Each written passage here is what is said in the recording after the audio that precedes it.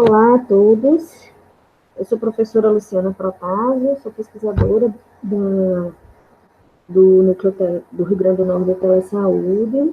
É um prazer estar aqui com vocês mais uma vez para compartilhar conhecimento, né? Hoje nós vamos falar sobre aprendizagem motora e fisioterapia neurofuncional. O meu contato está aqui nesse primeiro slide, para quem quiser tirar alguma dúvida, trocar ideias, sugestões, de maneira mais específica, mais direta, podem enviar e-mail.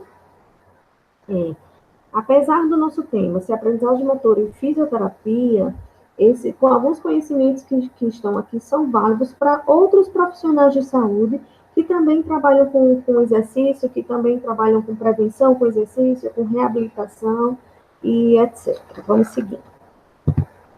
Então, no nosso conteúdo vai ser abordado hoje a contextualização sobre aprendizagem, desenvolvimento e controle motor, as fases da aprendizagem motora, a diferenciação entre aprendizagem e desempenho, características do desempenho, fatores que afetam a aprendizagem de habilidade. Então, e o que é aprendizagem motora de maneira geral, né? Então, a gente vê esse termo, é um termo muito usado na fisioterapia, um termo muito usado na educação física, na terapia ocupacional também, aprendizagem motora ou reaprendizagem motora também. E aí, nós pensamos em aprendizagem no momento em que aquele indivíduo, seja ele criança, idoso ou adulto, ele está passando por processos de modificações nas suas habilidades, nas suas tarefas, nas suas atividades, de maneira geral. Isso se dá como? Isso se dá através do seu desenvolvimento ao longo de sua vida. Então, a criança nasce, ele é um recém-nascido, ele é um ser vivo reflexo, desculpa, e ele vai tendo o seu sistema nervoso sendo desenvolvido, sendo maturado, amadurecido, e com isso, né, isso se reflete nas suas habilidades motoras, as habilidades cognitivas também, mas nós vamos deter as habilidades motoras, e habilidades motoras, e o seu padrão de movimento, seu padrão de força, de coordenação, de sinergias musculares, eles vão se reorganizando, se adaptando, melhorando, né? Para isso, para esse processo de aprendizagem como um todo, o indivíduo, muitas vezes, ele precisa de instrutores, eles precisam de professores, eles precisam de guias. E esses guias podem ser, inicialmente, os seus pais, os responsáveis, podem ser os professores de educação física, podem ser os professores na escola, psicomotricistas, e podem ser terapeutas, né? Fisioterapeutas, terapeutas ocupacionais, fonoaudiólogos, etc., dependendo do caso específico que se quer trabalhar ou que se necessita trabalhar com aquele indivíduo, principalmente quando é o caso, né, de necessitar de terapeutas, quando é o caso de indivíduos que passaram por processos de lesões neurológicas, ou outros tipos de lesão. Então, Fitz e Pose, eles preconizam que os estágios da aprendizagem, eles são três: o cognitivo, o associativo e o autônomo. Cada um tem características.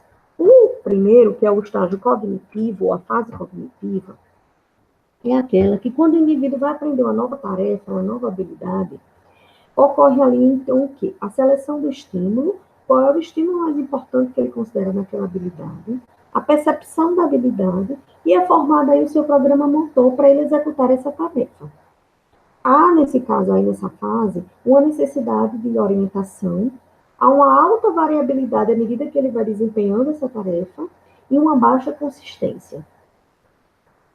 Em seguida, à medida que ele vai praticando essa tarefa, ele passa para o estágio associativo. Nesse estágio, ocorre o quê? Uma diminuição dos erros, porque ele já vem praticando, ele já vem passando por várias tentativas nessa tarefa, e um refinamento do movimento. Associa-se aí pistas ambientais quando é necessário aquele movimento. E o último estágio é o estágio autônomo, onde acontece o quê? Aquela tarefa, aquela habilidade, ela passa a se tornar automática. Aspectos mais importantes do movimento já foram aprimorados, é a organização dos componentes espaciais e temporais. A prática ela se tornou automática, como, por exemplo, pode ser a execução da marcha para indivíduos adultos que não apresentam lesão. Né? Nós já aprendemos a andar há muito tempo, quando era criança, e nós tivemos tempo para aprimorar. Então, a marcha para nós, adultos, não pode ser pode ser uma tarefa automática. Por ter esses 3 estágios da aprendizagem, não significa necessariamente que para todas as tarefas motoras, que para todas as habilidades motoras, os indivíduos, eles consigam alcançar até o último estágio, até o estágio autônomo. Então, a aprendizagem, ela é uma sequência ordenada de acontecimentos que favorecem mudanças ou aquisições de novos comportamentos, onde se observam características dessas mudanças, que ocorrem com a idade, nas suas capacidades sensoriais e motoras, na percepção, nas funções cognitivas e nas respostas sociais e emocionais.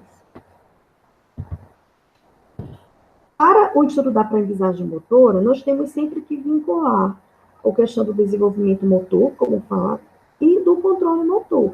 O desenvolvimento motor que tem a ver com a maturação do sistema nervoso e, com isso, o aprimoramento das habilidades das tarefas motoras, e o controle motor que tem que estar presente durante toda a vida, na medida em que eu executo uma tarefa que eu já sabia, ou principalmente quando eu estou aprendendo uma nova tarefa, uma nova habilidade, eu tenho que ter esse controle motor em paralelo. Controle de articulações, de músculos, de velocidade que vai ser imposta, de trajetória, de direção, etc.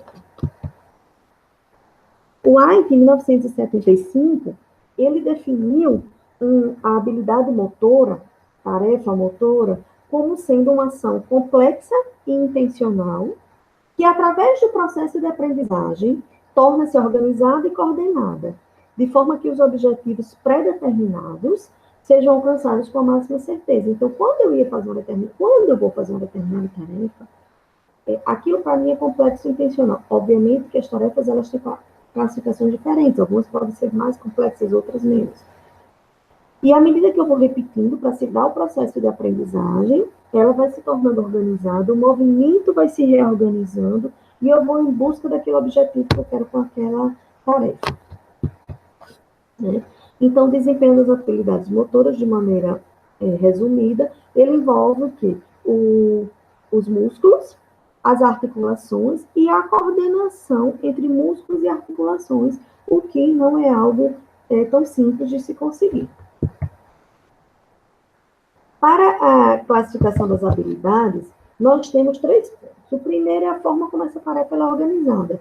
Se ela é uma tarefa muito organizada, ou se ela é uma tarefa pouco organizada, se seus elementos eles estão muito conectados ou não, as suas partes. O segundo ponto é a importância relativa dos elementos motores e cognitivos. Então, as habilidades, de maneira geral, elas têm uma predominância. Se ela tem uma exigência maior de questões motoras, ela é classificada como habilidade motora, e se ela tem uma exigência muito mais cognitiva, ela é considerada como habilidade cognitiva. E o terceiro ponto é o nível de previsibilidade do ambiente durante o desempenho. Então, quando eu tenho uma habilidade aberta, significa que aquele indivíduo que está executando a habilidade da tarefa, ele está num ambiente onde não se tem muito controle. Muito controle de quê? Do ambiente físico, muito controle de ruídos, controle de distratores. Já quando o indivíduo ele está num ambiente mais fechado, mais controlado, aquela tarefa é considerada como uma habilidade fechada. Exemplo, andar em ambiente externo, onde tem outras pessoas passando, onde tem uma acessibilidade física diferenciada, onde tem ruídos, é uma habilidade aberta, diferente de andar dentro de uma clínica de fisioterapia, onde todo o sistema é controlado, onde tem barras de acessibilidade, onde tem um terapeuta do lado acompanhando, algumas vezes o cuidador. Então, isso controla melhor essa atividade. Aprendizagem e desempenho, né? O que a gente tem aí? Quando eu falo em aprendizagem, a gente fala no sentido de que aquele indivíduo, ele está passando, ele está repetindo uma determinada tarefa, e aí ele está aprendendo cada vez mais aquela tarefa, tentando passar nos 3 estágios de aprendizagem, cognitiva, associativa e autônoma. Porém, quando eu falo em desempenho, é como aquele indivíduo consegue executar aquela habilidade, é a execução dela. Então, a aprendizagem é observada através do comportamento. É assim que eu sei que o meu paciente, por exemplo, ele aprendeu ou está aprendendo. É por como eu consigo observar o comportamento dele ao executar a habilidade. Então, alteração na capacidade da pessoa em desempenhar uma habilidade que deve ser inferida como uma melhoria relativamente permanente no desempenho, devido à prática ou à experiência. Então, é através do desempenho dela, é como ela pratica, como ela executa aquela habilidade, é que vamos inferir a aprendizagem daquele indivíduo. E aí, as características do desempenho, o que é que a gente tem? Nós temos 4 características básicas de desempenho e que elas se dão normalmente numa sequência. E como é que acontece? A aquisição é quando o indivíduo está adquirindo uma nova habilidade. Ele está literalmente naquela fase inicial da aprendizagem, né, de um grande número de erros. Em seguida, à medida que ele vai praticando, porque também se ele não pratica a habilidade, ele para naquele determinado estágio da aprendizagem, e aí ele não conquista essas outras características do desempenho, que é através do desempenho que se infere a aprendizagem. Então, após a aquisição, se vem o aperfeiçoamento, que é o que acontece com a melhoria ao longo do tempo, né, ao longo de práticas. E quando há uma lesão no sistema nervoso central, ocorre aí uma dificuldade no aperfeiçoamento. Por mais que ele pratique, ele vai ser capaz de aprender? Pode ser que sim, né? Se objetiva que sim, mas há uma dificuldade maior do que aquele indivíduo que não tem lesão no sistema nervoso. Em seguida, nós temos a consistência, que é quando os níveis de desempenho eles se tornam mais semelhantes, eles se tornam mais consistentes ao longo do tempo. Então, o aprendizado já evoluiu. E a adaptabilidade é quando se tem o quê? Um desempenho que ele já foi aperfeiçoado, consistente, ele se adapta a uma grande variedade de características do contexto. E aí nós temos o quê? Variabilidade ou generalização, né, que podem acontecer nessas situações. Nós vamos ver isso melhor no gráfico adiante. A prática do desempenho. Nós temos aqui nesse gráfico, né, vários gráficos. O desempenho ele é comumente em pesquisas e estudos listados, colocados como gráficos, né, para se avaliar esse desempenho e inferir a aprendizagem. Então, aqui foi tirado de um estudo onde se vê a curva de desempenho de uma pessoa que está aprendendo a fazer uma tarefa de rastreamento para cada tentativa. Então, aqui no eixo horizontal, nós temos as tentativas que ele foi, né, executando, 5 tentativas, 10, 15ª, 20ª, 25ª até a 30ª. E essa tarefa de rastreamento dele foi seguir o cursor com o mouse. Numa tela, ele tinha que seguir um padrão específico com o mouse. Tá? E o que é que a gente observa aqui? Aqui, nós observamos inicialmente que nas primeiras tentativas, ele tem um indivíduo apresenta um grande número de erros. E à medida que ele vai praticando, né, ao longo do tempo, essa quantidade de erros vai diminuindo. Essa primeira queda brusca aqui no número de erros é o que se chama, é aí o que representa a fase de aquisição dessa tarefa, dessa habilidade motora. E aí, ao longo das tentativas, esse número de erros vai variando. Ele aumenta o número de erros, ele cai novamente, ele aumenta, ele tenta manter por algumas tentativas, cai, e vai nesse padrão. Até que, em um determinado momento, ele começa esse número de erros quase não variar. No caso dessa atividade, para esses indivíduos, ele aconteceu a partir próxima à 25ª tentativa. Isso é variando com o caso de cada paciente, de cada sujeito, e variando também com a habilidade. E aqui, nós podemos já observar o quê? A característica de desempenho chamada aperfeiçoamento. Já houve um aperfeiçoamento na sua prática, nessa habilidade. Nesse outro gráfico, nós temos também a ideia geral de no eixo X, a gente tem os blocos de tentativas, vai se tentando, né, praticar cada vez mais. Então, aqui ele botou por blocos de 5 tentativas. Então, bloco 1 teve 5 tentativas, bloco 2, 5, bloco 3, 5, até adiante. E no eixo vertical, nós temos o número de erros, né? Aqui eram 4 grupos diferentes. Então, por isso que tem esse cruzamento, esse entrelaçado de linhas. Os grupos, eles estão indicados aqui, mas o que é que eu quero mostrar para vocês? Eu quero mostrar para vocês aqui a característica da consistência. Então, o que é a consistência? O indivíduo, ele já passou pela aquisição da habilidade, ele já aperfeiçoou sua habilidade, e agora eu quero observar nele que ele avance nos seus estágios, então que ele vá para uma consistência nessa habilidade que foi treinada. E nós avaliamos a consistência do desempenho através de um teste de retenção. O que é esse teste de retenção? É o indivíduo executar novamente a mesma atividade, porém, depois de um tempo. Né? E esse tempo pode ser assim. Os estudos preconizam que pode ser alguns minutos, pode ser horas, até 24 horas pode se considerar ainda um teste de retenção. Alguns dizem 48, 24 horas, vamos considerar. E aí, o que a gente observa? Que a consistência entre os grupos aqui foram diferentes, né? O número de erros dele, apesar das vezes cruzarem, foi diferente, mas eram diferentes entre os grupos. Porém, em um determinado momento, a consistência vai acontecendo, o número de erros vai diminuindo de maneira que permaneça esse número de erros menor.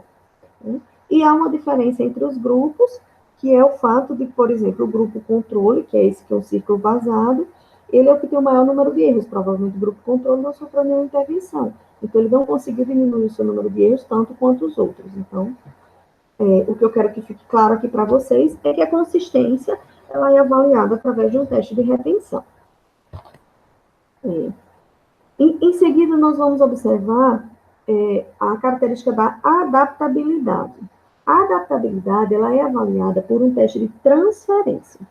Isso é que a gente deveria fazer comumente quando a gente está reabilitando ou quando a gente está dando algumas orientações de exercícios preventivos para os nossos pacientes. Que eles passem por um teste de transferência, no sentido dele executar aquela habilidade em vários contextos diferentes e mesmo executar a habilidade com características diferentes, modificando alguma característica daquela habilidade. Então, o teste de transferência, ele pode ser o quê? Num novo contexto, pode ser porque o terapeuta deu um feedback aumentado, deu mais feedback do que tinha, ou menos feedback, partindo do pressuposto que ele vai para outro contexto, menos feedback, se ele aprendeu mais, ele está menos dependente do meu feedback terapêutico. O ambiente físico que mudou, exemplo, um treino de marcha com o paciente numa clínica em Barras Paralelas, no solo, é diferente. Aí ele está conseguindo, ele melhorou, ele adquiriu ali, ele aperfeiçoou, e ele está com consistência. Mas será que ele vai conseguir colocar aquele mesmo desempenho que ele vem tendo num ambiente externo, numa rua, onde as calçadas elas são irregulares e tem ruídos? Isso seria um teste de transferência para a marcha. Para observar até que ponto aquele indivíduo está conseguindo adaptar-se a novas situações. Pode-se variar também, causar uma variação na própria habilidade, dentro daquele mesmo contexto, mas eu pedi para ele executar aquela habilidade numa velocidade maior ou numa velocidade menor. Se aquela habilidade, aquela tarefa envolvia algum objeto, é uma tarefa com bola. Eu agora colocar uma bola maior, colocar uma bola menor, uma mais pesada, uma que tenha barulho, outra que não tenha. Então, são formas de adaptar o contexto ou a habilidade em si e realmente observar se aquele indivíduo conseguiu a característica da adaptabilidade para aquela determinada tarefa. O exemplo aqui é quando o indivíduo ele faz um treino terapêutico, por exemplo, a hidroterapia, e ali ele treina marcha e equilíbrio na piscina. E depois, como é que seria ele passeando, mesmo que acompanhado num parque, num terreno livre, ao ar livre, né? Uma variação aqui de habilidade é aquele indivíduo uma criança que está aprendendo a escrever, né? Então ela está escrevendo com um lápis de um tamanho mais comum, mais normal, e depois ela passa a escrever com um lápis menor. Então isso muda a habilidade em si. Será que ele se adapta ou se adapta adequadamente? E aí, em 2016, Torriano e Pazini, ela junto com outras colaboradoras, colocaram, né, um estudo onde elas faziam um bom resumo, não é bem a palavra resumo, é uma boa colocação sobre os principais fatores que afetam a aprendizagem de habilidades. E aí, esse é o esqueminha resultante, né? Fazendo um resumo dessa situação que eles detalharam. Então, vamos falar sobre cada um desses aspectos. Então, fatores que afetam a aprendizagem podem ser a prática que está sendo realizada, como ela está sendo realizada, o uso do feedback para esses indivíduos, o estabelecimento de metas para essas tarefas, e como o terapeuta, o profissional de saúde, ele está dando essa instrução, essa demonstração para o indivíduo. Em paralelo, temos que considerar também fatores como autocontrole e motivação.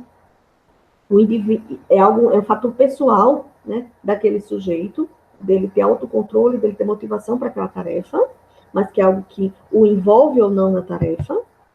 E sono, né? Considerando que sono é algo que repercute em todo o nosso organismo, tem a ver com secreções hormonais, tem a ver com memória, tem a ver com aprendizagem, tem a ver com desempenho. Então, em termos de prática. Em termos de prática, o que é que nós temos? Nós temos a tipo de prática, estrutura da prática e a distribuição dessa prática. Então, precisamos considerar esses três aspectos da prática. O tipo de prática, nós temos o quê? Nós temos a prática física. O que é a prática física, como se chama nos conceitos de aprendizagem motora? É o exercício que a gente propõe para o nosso indivíduo, para o nosso paciente, e que ele está ali tentando executar fisicamente. Ele está tentando levantar o braço, ele está tentando andar, ele está tentando falar de maneira mais rápida, de maneira mais pausada, ele está tentando escrever. Então, isso é a prática física. A prática mental, eu vou falar mais adiante, assim como também a prática observacional, eu vou detalhar mais para vocês, certo? Então, vamos lá. A prática mental, ela envolve um processo mental dinâmico, no qual o indivíduo simula uma tarefa motora, sem que ocorra um movimento de quaisquer segmentos corporais associados a essa tarefa. Então, ele realiza essa prática para aquela tarefa. Exemplo, ele está na tarefa de trazer o braço, a mão para tocar a boca. Porém, ele não executa essa atividade fisicamente. Ele se imagina fazendo essa atividade, digamos, com o membro superior direito, onde ele vai fletir ombro, aduzir ombro também, fletir cotovelo, trazer em diagonal e tocar a mão direita na sua boca. Né? Acontece aí uma sobreposição entre o imaginário dele e uma preparação, um planejamento desse movimento, até que ponto ele está imaginando e até que ponto ele já está preparando e planejando esse movimento. Isso se dá, os estudos hoje em dia mostram, através de estudos de imagem também, que ocorre aí uma parametrização do movimento, daquela ação. Então, o que é essa parametrização? Mesmo através da imaginação, já citei um padrão básico de velocidade, um padrão básico de direção, de trajetória, que podem, valores relativos, que obviamente eles são variados de maneira absoluta quando envia se executar isso fisicamente posteriormente. Quando o indivíduo, para alguma habilidade, ele usa a prática mental, ocorre aí a participação da área motora suplementar e da área primária motora, o que são áreas importantíssimas para o movimento, para a execução física, né? Então, com isso, é responsável pelo aumento de essa prática é responsável pelo aumento de habilidades motoras em atividades esportivas e reaprendizagem de habilidades motoras em pacientes neurológicos também. Né? Aqui são alguns estudos que eu deixo aqui para vocês, as referências para casos de pacientes com lesão neurológica, uso da prática mental. Então, ela pode até ser usada como um preparatório para a prática física que vai ser conduzida depois, quando ele tiver mais condições. Pode ser um exemplo. A prática observacional. O conceito de prática observacional diz que ele é um processo geral pelo qual o observador reproduz as ações exibidas por um modelo, e isso implica em aprendizagem, requisitando ao observador uma transformação de uma ação vista, o que ele viu, o que ele observou, em uma ação motora idealmente idêntica. Ele tenta reproduzir exatamente ou muito próximo do que ele observou. Assim, uma nova ação é incorporada ao repertório motor desse observador. Prática observacional é algo que é usado desde muito cedo. é algo que as crianças usam muito. Tudo, elas, mesmo quando elas não estão sendo diretamente ensinadas para uma habilidade, elas estão observando algum adulto, alguma outra criança realizar determinada habilidade e tenta executá-la da mesma maneira, o próximo aquilo ali. Né? O fisioterapeuta, ele usa muito a prática observacional, mesmo quando ele não pensa sobre aquilo exatamente. Ele não usa um protocolo de prática observacional. Mas muitas vezes a gente diz, olha, eu quero que o senhor sente nessa bola e jogue, vá levantando uma perna de cada vez do solo. E aí o fisioterapeuta, ele pode só dar essa informação verbal e ele pode sentar na bola antes e fazer o exercício para o paciente observar e tentar replicar depois. É uma prática observacional de alguma maneira. Então, o que ocorre é uma demonstração da atividade, a informação ela é captada por aquele paciente, né, por aquele indivíduo, há uma representação cognitiva da ação né, nas vias neurais daquele paciente, e em seguida é a reprodução da ação dele para aquela mesma atividade e que vai se concretizando em aprendizagem. Né? Então, essa prática ela é um dos meios mais efetivos de ensinar habilidades motoras. Né? Um novo comportamento pode ser aprendido simplesmente por observá-lo, sem assistência física direta ou reforço externo, só em estar observando. E a habilidade de gerar ações, ela está diretamente ligada à habilidade de reconhecer ações realizadas por outras pessoas. Então, eu executo alguma ação porque eu reconheço que determinado indivíduo, ser humano, está executando uma ação similar.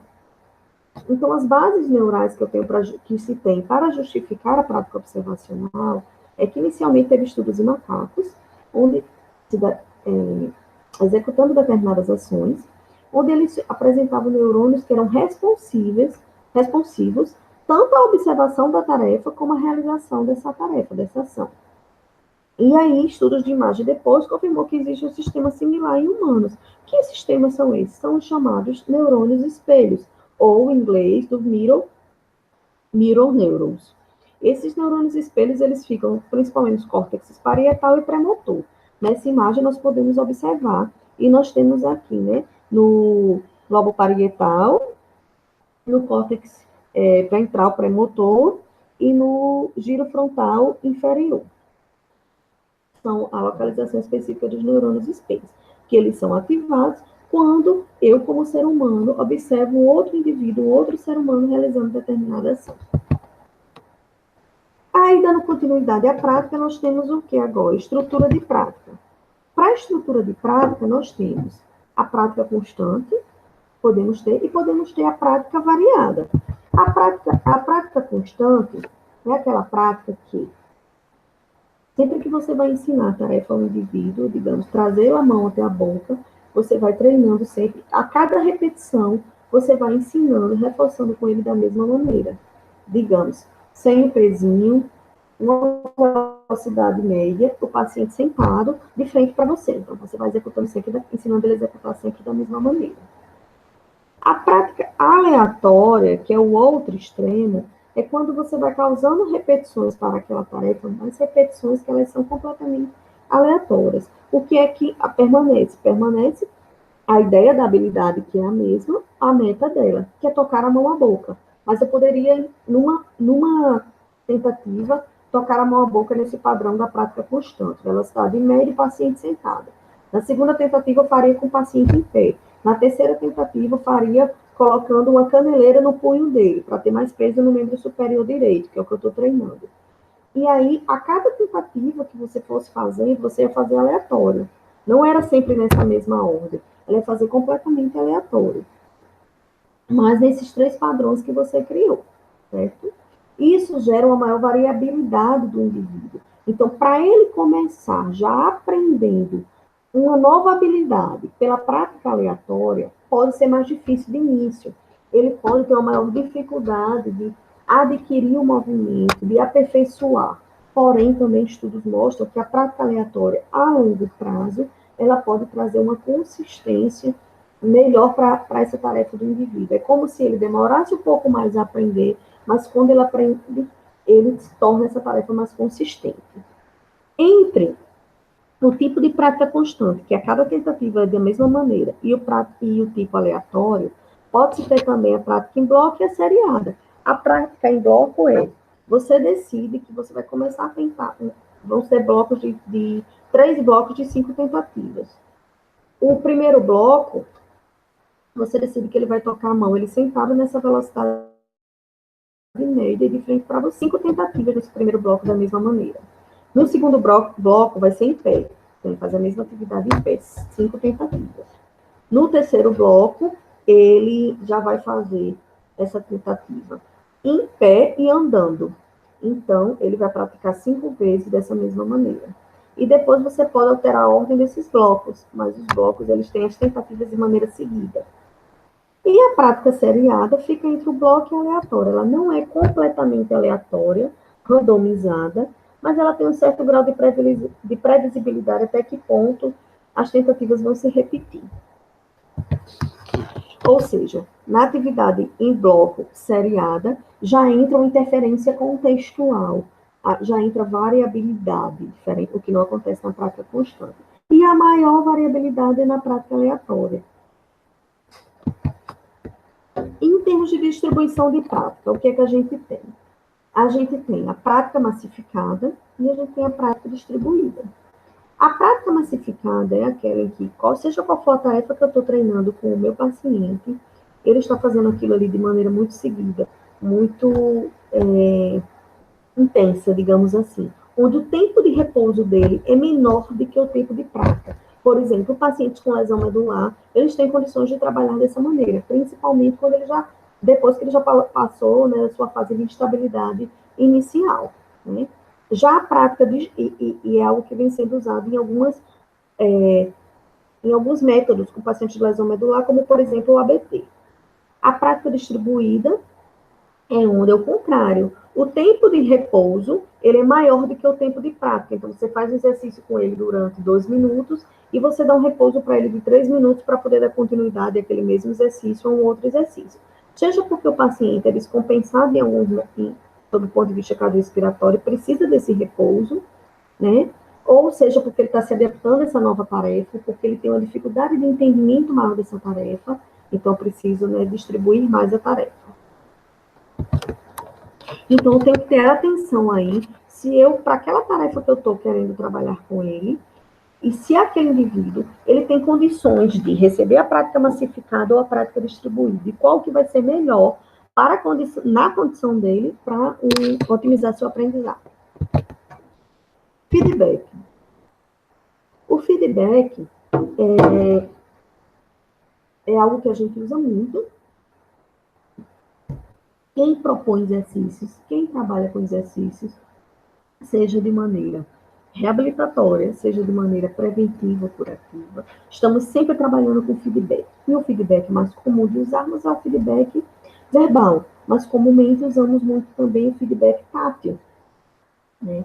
Porém, precisamos adequar essa quantidade, essa proporção de feedback que é fornecida ao nosso paciente, de acordo sempre com a tarefa que ele está executando, como também com a condição do paciente, até a sua condição cognitiva, né? De depender mais ou menos de um feedback, de conseguir usar ou não o seu feedback próprio.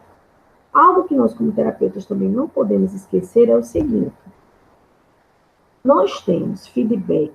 Nós, quando falamos em feedback, pensamos logo em feedback externo, de feedback do terapeuta para o paciente. Só que nós temos que lembrar do feedback intrínseco à tarefa, aquele feedback interno do indivíduo, que quando ele está realizando determinada tarefa, ele está tentando usar esses feedbacks. Por que eu digo tentando? Porque ele vai usar o tipo que estiver íntegro, que estiver completo para ele. Se ele teve algum processo de lesão, pode ser que ele tenha perdido alguns desse feedback, como, por exemplo, o tátil, se ele tiver com déficit de sensibilidade, né? Ou o próprio perceptivo. Mas, em cada tarefa que nós executamos, nós usamos internamente, sem nenhuma informação de outro indivíduo, o feedback visual, né? O que é que eu estou vendo ali daquele contexto, daquele ambiente que pode me ajudar na execução dessa tarefa. O auditivo, que eu estou usando do ambiente, de ruídos gerais, e não uma informação necessariamente direta à tarefa. O próprio perceptivo e o tátil. Em paralelo, o terapeuta, o fisioterapeuta, outros terapeutas, eles vão fornecendo feedback externo, que é o que se chama na aprendizagem motora de feedback aumentado. Porque quando se tem o feedback do terapeuta, é um feedback aumentado, ele está aumentando o feedback intrínseco do indivíduo, que ele já tem. E aí nós temos que ponderar. Eu estou aumentando esse feedback interno, intrínseco, porque aquele sujeito não tem capacidade de usá-lo para aquela tarefa, ou é porque, às vezes, eu estou usando de maneira demasiada, sem permitir que o indivíduo ele use o seu feedback interno, ele use de maneira plena. O feedback aumentado é o que nós, na aprendizagem motora, chamamos de, pode ser dividido em conhecimento de resultados ou conhecimento de desempenho. Comumente, os fisioterapeutas já vão fornecendo os dois ao mesmo tempo. Né? Vou deixar mais claro. O conhecimento de resultado é a informação, que é conhecido como CR, é a informação apresentada externamente sobre o resultado do desempenho de uma habilidade ou sobre a obtenção da meta. Então, se você queria que um indivíduo tocasse a mão à boca, você vai dizer assim para ele, quando fulaninho, toque com o seu membro superior direito, com o seu braço direito, sua mão na sua boca. Quando ele acabar de executar, você vai dizer para ele, sim, você conseguiu, ou então, não, você não conseguiu. Isso é o resultado. Na maioria dos casos, nem sempre é necessário, porque ele conseguiu identificar se ele conseguiu levar a mão à boca ou não. Mas a gente diz.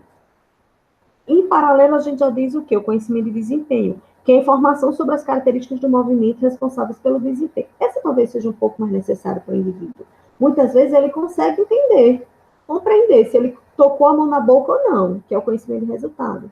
Através do seu feedback interno, intrínseco, ele conseguiu, pelo tato, pelo visual, seja próprio, ele já conseguiu identificar.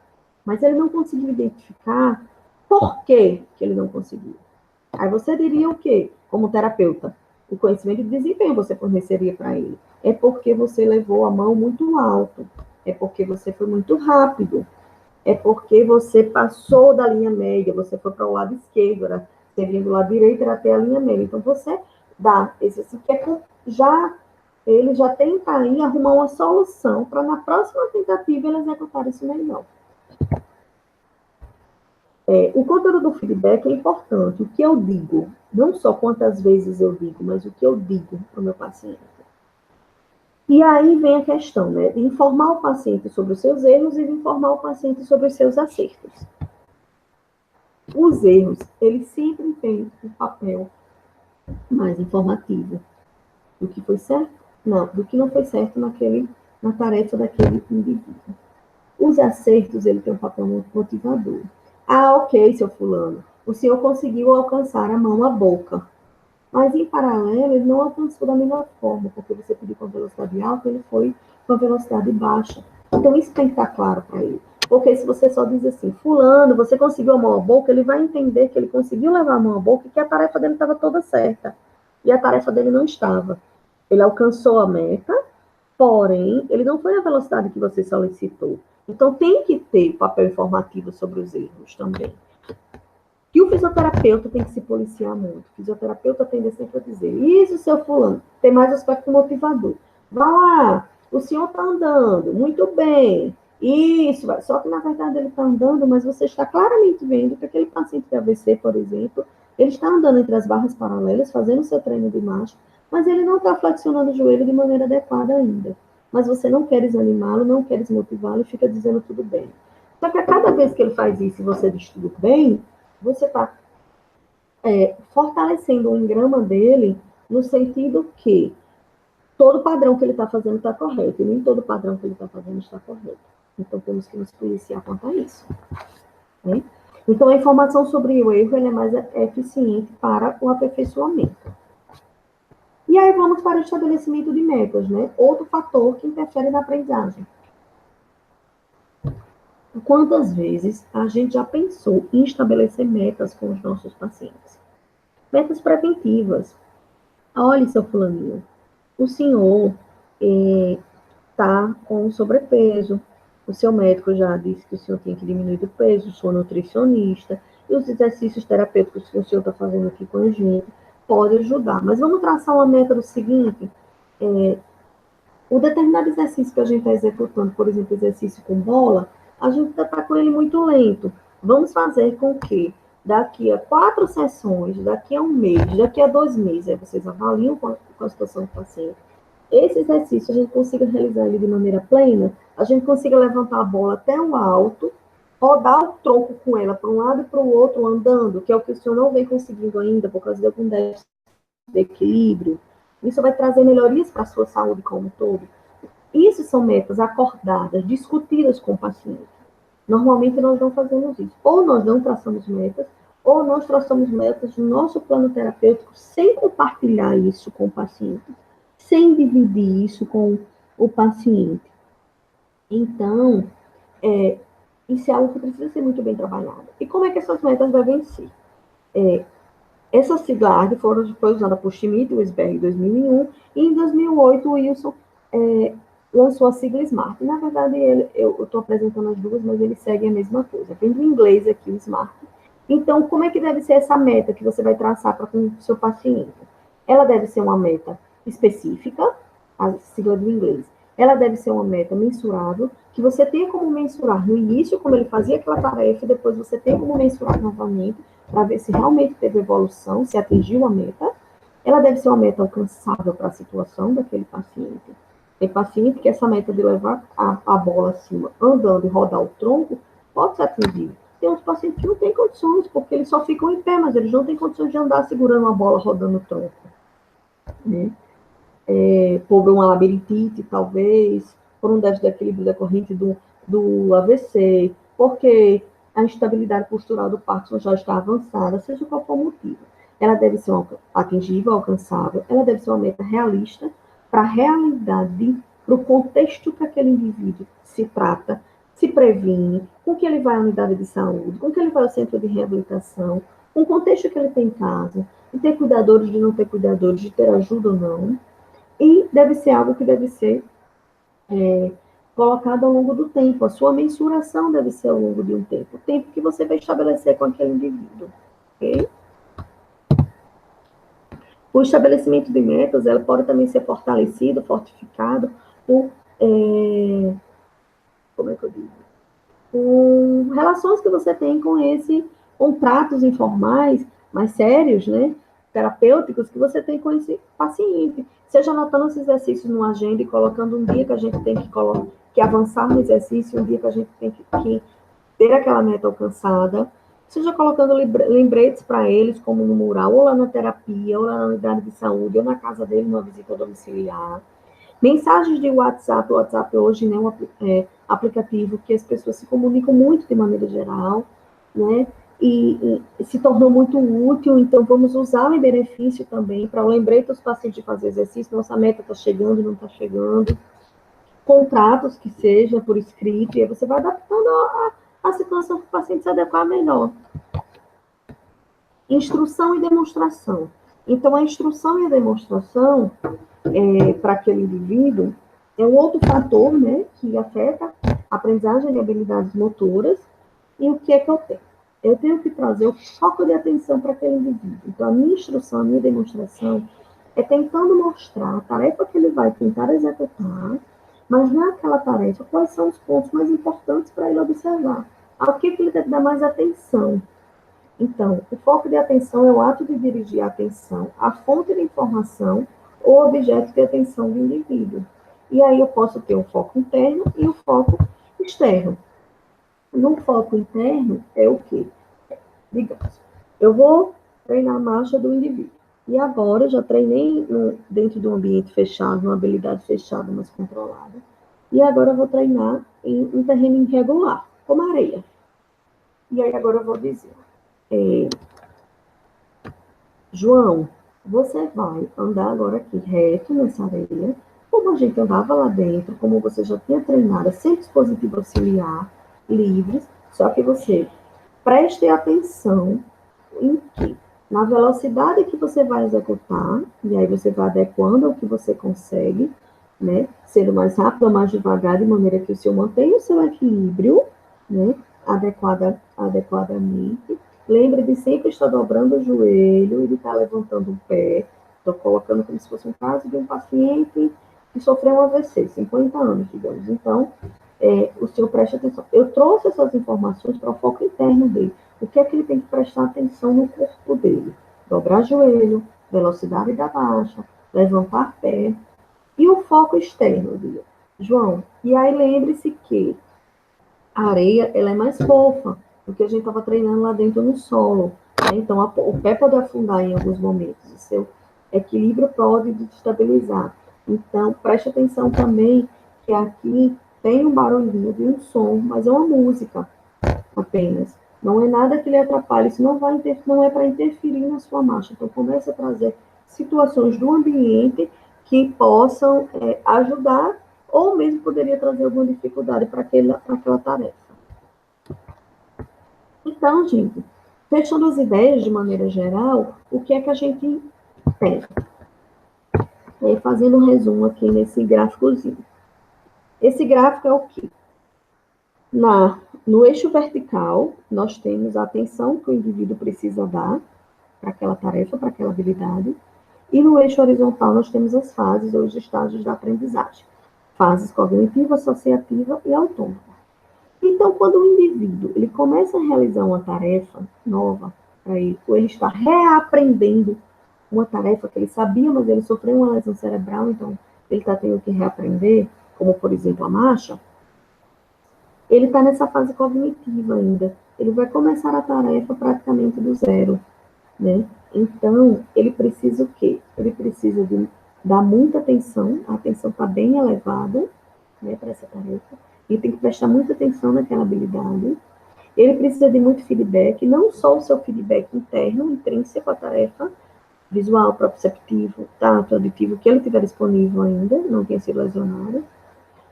E ele precisa também de feedback aumentado, feedback do terapeuta, a indicar, né, a base daquela tarefa, a parametrização daquela tarefa. Hands-on faz referência, esse termo faz referência ao terapeuta estar mais presente. O terapeuta precisa, às vezes, tocar mais no paciente, indicar mais a tarefa ao paciente, dar mais feedback. Lembre-se, dar mais feedback não significa necessariamente estar soltando feedback a toda hora. É dar o feedback que ele precisa na quantidade necessária de maneira direcionada. Ele precisa praticar mais, né, aquela tarefa, obviamente, tentativas e tentativas, e aí você vai escolher o tipo de prática para ele, se vai ser massificada, distribuída, se vai ser uma prática física, mental, observacional, né, e se vai ser uma prática constante, de início, que pode ser mais útil, né, do que uma prática aleatória, por exemplo, e o ritmo que você vai dar. À medida que ele vai tentando, praticando, a atenção vai diminuindo. Ele vai precisando dar menos atenção àquela tarefa, porque ele vai avançando nos estágios da aprendizagem. Quando ele já chega na fase autônoma daquela atividade, o indivíduo, ele já está em quê? Ele já está usando movimentos mais discretos, né? O movimento dele já está muito mais bem controlado, o controle motor já foi mais aprimorado, né? Ele não precisa mais de feedback, de retorno do terapeuta, né? Ou mesmo seu feedback, ele usa agora o feed forward. O que é o feed forward? É um termo que faz referência à antecipação. Então, se a tarefa dele era andar na areia, ele antes precisava de muito feedback interno e externo. Agora, ele já entendeu todo aquele contexto, ele já entendeu o seu organismo, ele já entendeu as suas sinergias musculares, a sua parametrização do movimento. Então, ao contrário, ele está andando na areia, ele vai se antecipando para qualquer eventualidade que aconteça naquela marcha, no treino de marcha na areia. Com isso, o hands-off acontece. O terapeuta ele precisa atuar menos, ele toca menos ao paciente, ele fala menos com o paciente, ele dá menos instrução, né? Ele fica mais observando, né, por alguma precaução e, obviamente, por algum pequeno erro ainda que possa acontecer, né, no ato motor falha. Né? E a dupla tarefa, o paciente é que ele já vai ter condições de usar a dupla tarefa. O que é dupla tarefa? Ele associa a tarefa motora que ele estava realizando a alguma tarefa cognitiva, como, por exemplo, cantar uma música, como dizer nome de cores, como dizer nome de pessoas, como fazer contas e etc. Falar no telefone. Né?